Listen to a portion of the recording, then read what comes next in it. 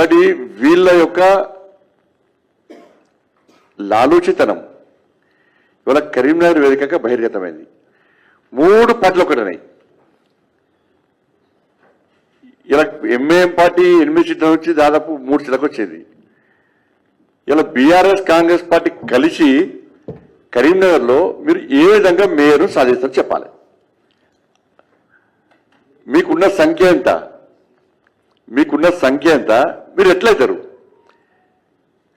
Ex officio అన్నారు, ఎన్నికల commission clarity ఇచ్చింది. మా పార్టీ క్యాండిడేట్ కూడా ఫోన్ చేసి ఇన్ని లక్షలు ఇస్తాం, ఇన్ని కోట్లు ఇస్తాం, మీరు రండి అంటే ఛీ పో మీ బతుకు ఇంకా బతుకు బాగా మారదా, గిదే బిచ్చ బతుక మీద అని చెప్పి మా వాళ్ళు తిడుతున్నారు కాంగ్రెస్ వాళ్ళను.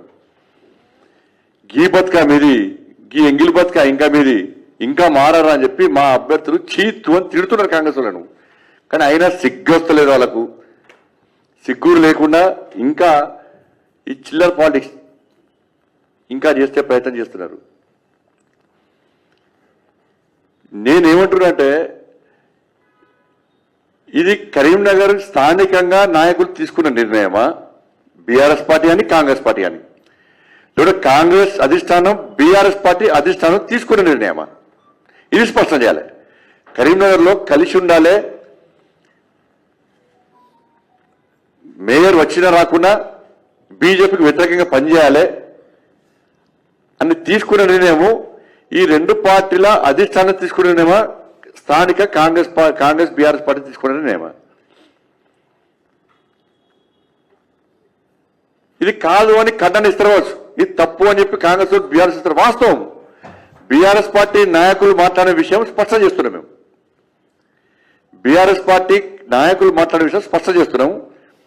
కాంగ్రెస్ పార్టీ నాయకులు మాట్లాడే విషయం కూడా మీకు పత్రికాముఖంగా తెలియజేస్తున్నాం. మేము ఫోన్ ట్యాపింగ్ కేసు అరెస్ట్ లేదు, డ్రగ్స్ కేసు అరెస్ట్ లేదు, ఈ ఫార్ములా కేసు అరెస్ట్ లేదు, కాళేశ్వరం కేసు అరెస్ట్ లేదు, ఫామ్ హౌస్ కేసు అరెస్ట్ లేదు. ఇవి అరెస్టులు లేనప్పుడే మేము అనుమానాన్ని వ్యక్తం చేస్తాం. నేను కొట్టినట్టు చేస్తా, నువ్వు ఏసినట్టు చేయి అనేటువంటి ఒక అంతర్గత ఒప్పందంతో ఈ 2 పార్టీలు తెలంగాణ ప్రజలను ఏ విధంగా మోసం చేస్తున్నాయో గతం నుంచి చెప్తున్నాం. మేము ఈ ప్లాన్ ప్రకారం బీఆర్ఎస్ చేస్తారంటే బీజేపీ కాంగ్రెస్ ఒకటి అంటారు, కాంగ్రెస్ అంటారు బీఆర్ఎస్ బీజేపీ ఒకటి అంటారు.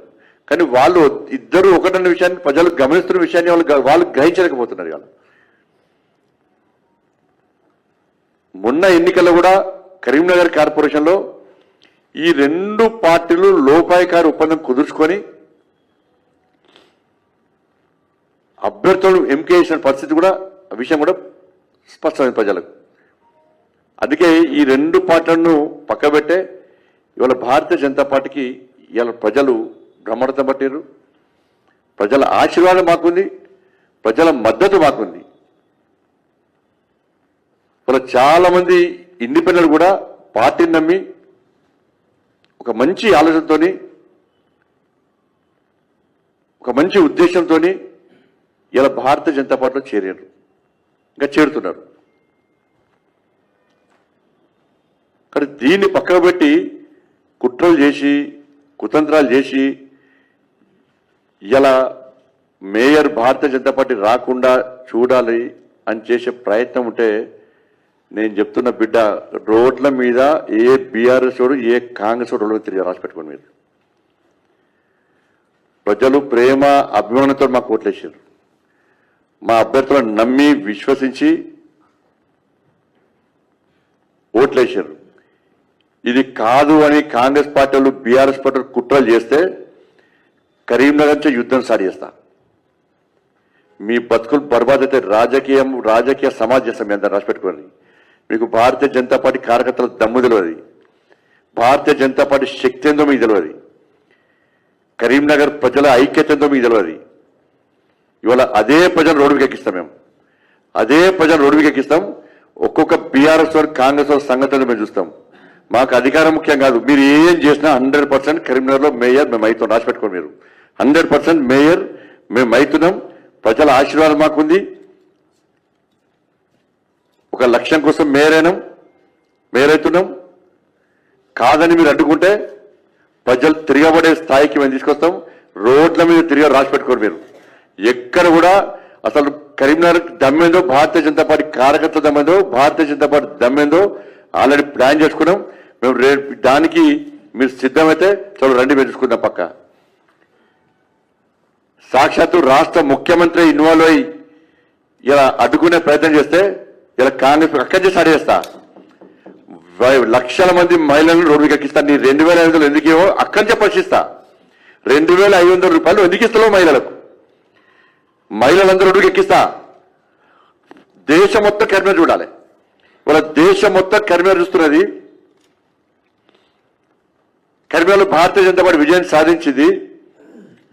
ఇవాళ మేం చేసే యుద్ధం కూడా దేశం మొత్తం చూడాలి. 2,500 రూపాయలు ఎందుకు ఇస్తావు? లక్షల మంది రోడ్డుకి ఎక్కిస్తా. 4,000 రూపాయలు ఆ తాతమ్మలకు అమ్మమ్మలకు ఎందుకు ఇస్తావు? వాళ్ళని కూడా రోడ్డుకి ఎక్కిస్తా. నడువ రాకుండా, కుసో రాకుండా, కనబడ్డా కనడకుండా వాళ్ళని రోడ్డుకి ఎక్కి వాళ్ళ ద్వారా ఆందోళన చేస్తా.